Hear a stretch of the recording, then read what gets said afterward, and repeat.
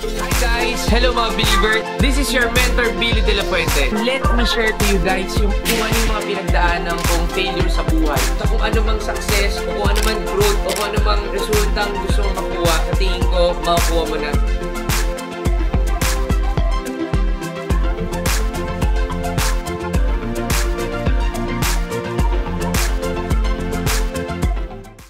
Hello mga believers! This is your mentor, Billy De La Fuente, and andito na tayo sa isa na namang daily vlog natin. So,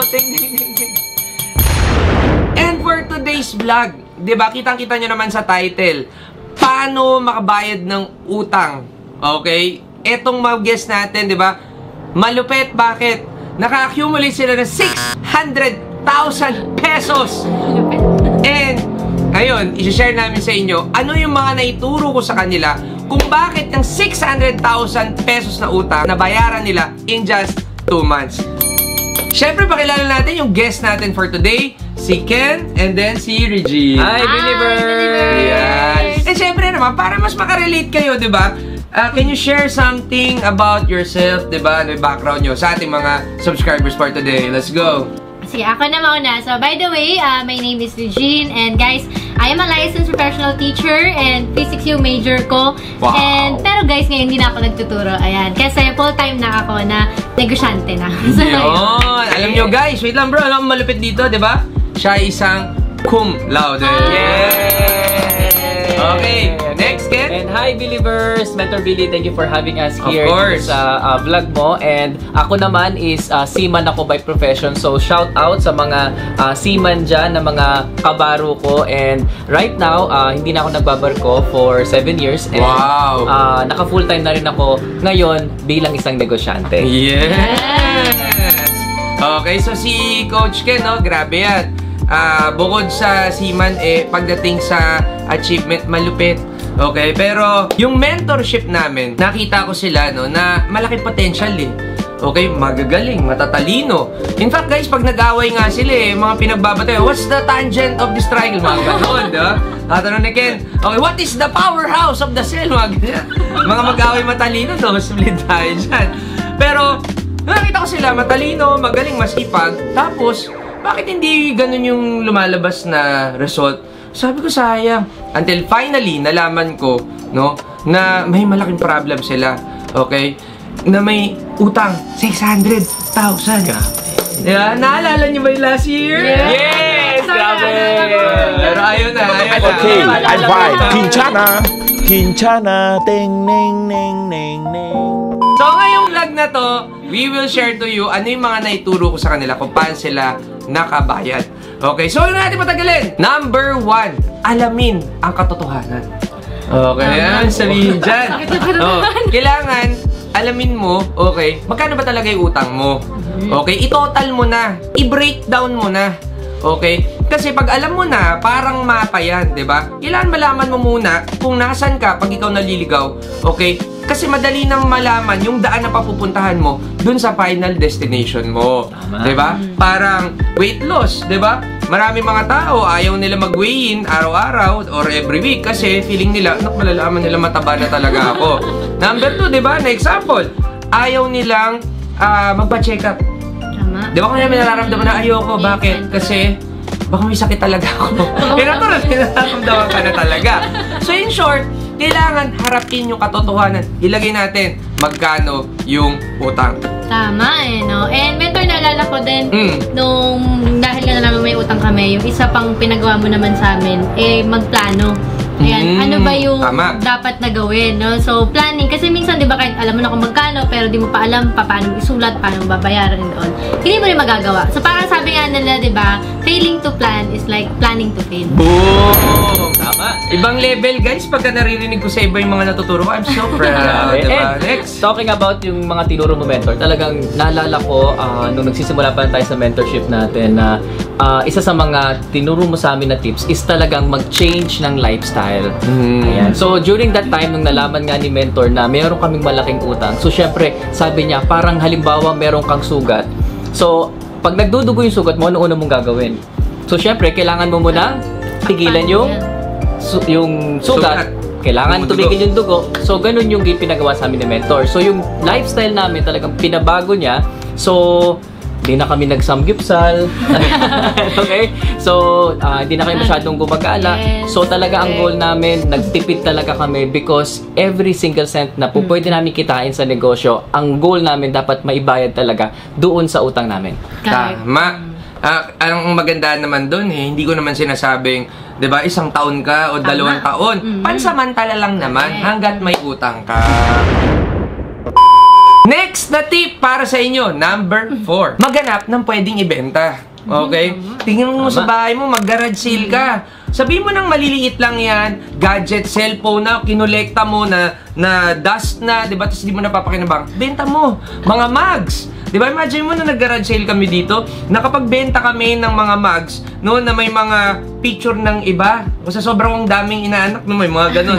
Okay? Binenta na namin kasi hindi naman nagagamit, pero tumalipit, may mga bumili.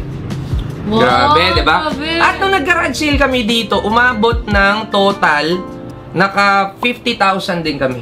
Okay. So, plus yung mga gadget na mga nakikita natin dito na hindi ko na ginamit, parang 100,000 din. Diba? Wow. So, pwede mong ipang-invest yun, pwede mong ipang-start sa business, or, in our case, pag may utang pa kayo, ibang tapal o ibang bayad sa utang. And better, biglang may naalala pa ako ulit yung sinare mo din sa amin dati, tinuro mo na i-stop namin na yung mga bagay na pwede namin i-stop naman na napagkagastusan namin. Kumbaga, in short, cut your losses. Boom! Diba? So, parang halimbawa, meron ka pang binabayaran na, let's say, insurance, pero mas malaki pa yung utang mo. So, syempre, parang di mo nababayaran yung utang mo kasi binabayaran kang iba. Na pwede mo munang i-stop yun, no, pansamantala, tapos ito mo na ilagay sa utang mo. Hanggang sa mabayaran mo muna siya ng buo. Kasi importante, di ba, mabawasan yung pressure and stress. Correct. Tama? Nakaka-stress.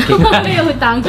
And mentor, naalala mo pa ba yung time na tumatawag kami sa inyo? Kasi araw-araw nagre-ring yung cellphone namin because tumatawag yung mga credit card ba?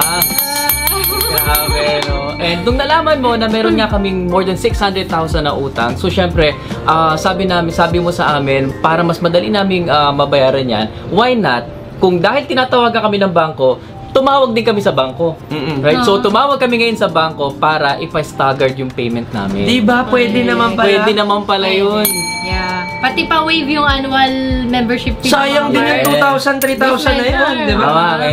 Pwede rin. Kasi, di ba, pagka may utang ka sa card, talagang di ka makakatulog kasi araw-araw tatawagan ka ng mga bangko. Tama. Correct. So, minsan, para makatakas ka, hindi mo na sasagutin. Pero mali pala yun. Kailangan mo talagang harapin.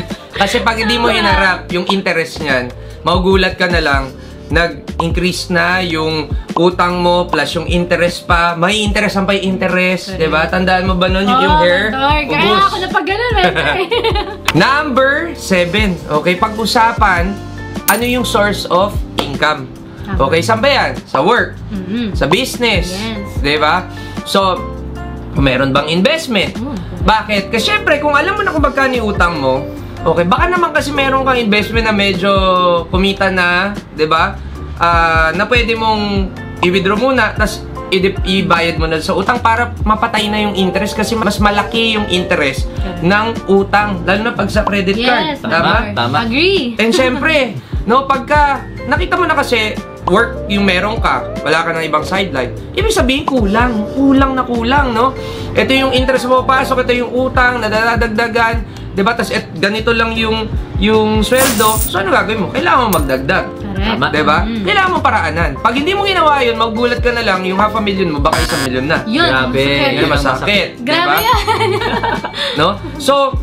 So importante, no, na mag-isip ka, oo nga, no, kailangan ko pala magdagdag. Maghanap ka ng mga sideline ngayon.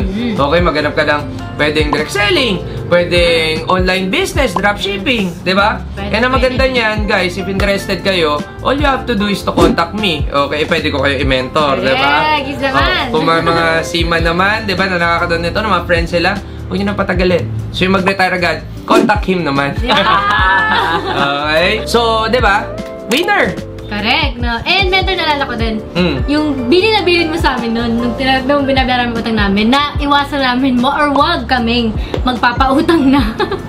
Ba? Diba? Kasi imagine mo, may utang ka na binabayaran, tapos Tapos, nagpapautang Utang ka ka pa. pa. Di ba? Sa Tama ibang tao. talaga. Or, at saka, di naman kaya mentor, sabi mo rin sa amin, syempre, yung mga nakautang din sa amin before, matuto kaming maningil. Tama. So, kailangan namin silang singilin para maipangbayad din namin dun sa utang namin. True. Alright. And tip number 9, mentor. During that time kasi guys, meron kaming mga 5 credit card talaga na binabayaran. And sabi namin, mentor, Billy, ano bang magandang gawin? Ano ba yung una naming babayaran na credit card? Kasi 5 yon. So, ang tip sa amin ni Mentor Billy is, unahing bayaran yung mga maliliit. Correct. Tama. Okay? Anong reason? So, number 1, every time na pag maliit, mas mabilis mo siya mababayaran. True. So, number 1 reason, maganda dyan, mababawasan yung tatawag sa'yo.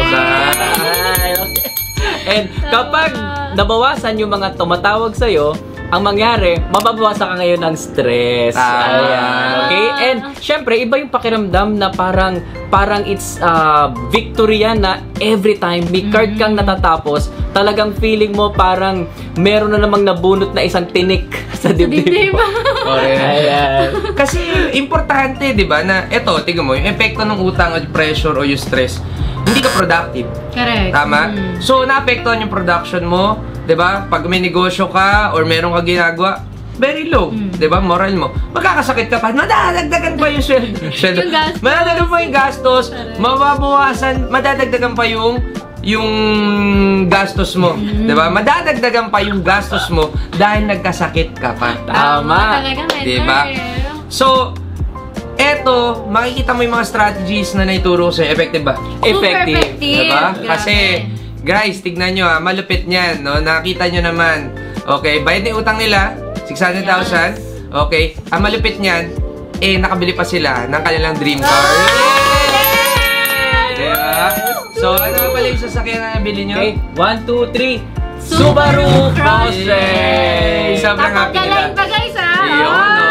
So, walang basagan ng trip. Okay? Kasi trip nila talagang mag-travel, no? So, Yes. marami na silang trip. Okay? And, syempre, this year, ang goal natin is buy naman, di ba? Buy! Oh my God! Pag may Or car kasal. Yes, mentor! Kaya parang mas maganda yun, mentor. Pero, guys, bago natin, no? Kailangan natin matapos. Kasi nakalimutan ko ika-10. Ano yun? Pinaka-importante sa lahat. Huwag mangutang, pambayad utang. Tama, guys! Huwag mo nang dagdagan utang mo. May interest ka na nga double dead. Parang pork chop at manok, no? So, di ba, wag mong anuhin. Dadagdag mo pa yung interest mo. Meron ka na 3-4%. Tapos, malamang mga hanap ka na pwede mong pautangan doon. Di ba? So, ang suggestion lang is, di ba, ang solusyon sa utang is, etong mga binigay nating tip is malaking factor dyan yung mindset mo. Tama. Di ba? Yung willingness mo na harapin siya. Ang problema hinaharap, hindi tinataguan. Tama! Diba? So, pag tinaguan mo yan, parang dumi na tinago mo sa doormat. Ano mangyari? Siyempre, magaganon yung doormat. Oo, di ba? Parang pag ginanon mo, sisingaw din yung lahat ng mga dust. So, dapat, linisin. Okay? Asipin mo na lang, credit card, sa tao man yan, di ba? Doon mo rin makikita no, na parang, kailangan pag hinarap mo siya, yung tao kausapin mo. Para hindi ka na i-pressure. Sabi mo, wag mo na ako i-pressure. Kasi pag ako na-pressure mo, hindi ka mababayaran. Okay? So, eto, unahin ko muna yung card kasi mareremata na yung bahay ko. Ganun mo. Actually, matatanggal. Eto, nakikita mo, di ba, hinahatak na yung coach ko ngayon. So, maaawa din yung tao sa'yo na, nga, no? Eh, pag tinaguan mo, ano mangyari? Lalo kang bibusitin, lalo ka pang ipagpipray, diba? Sinusumpa. Masama yung mangyari sa'yo. Oo, diba? Kasi Ang minsan hirap ganon. eh. So, importante, no? Every day, okay, you also pray for your utang. Yes. Diba? Your debt. Okay? Na, pag pinagdadasal mo din yan, okay, tapos lumalabas ka, you'll be open for blessings. Maraming papasok, baka may magbayad sa'yo ng utang, Yes, diba? And, may mga opportunities na kagaya nito, nanood ka lang ng vlog, tapos minessage mo ko, tapos minentor kita, tapos natuto ka magnegosyo, tapos boom! Nakabayad ka ng utang, tapos kumita ka na sa business mo, nagtuloy-tuloy pa siya. Yes. Diba? So, I hope guys, marami kayong natutunan sa amin, diba? Nila Coach Ken, Coach Regine, okay, and Mentor Billy, okay? And syempre, guys, itong 2024, abangan nyo, marami pa kami mga daily vlogs na mapopost para sa inyo, diba? To apply in your daily life, in your business, in your work, in your studies, okay? So, this is it, okay? By the way, I'm Coach Ken. And I'm Coach Regine. and Mentor Billy, signing off. Bye, guys! Ding, ding, ding, ding!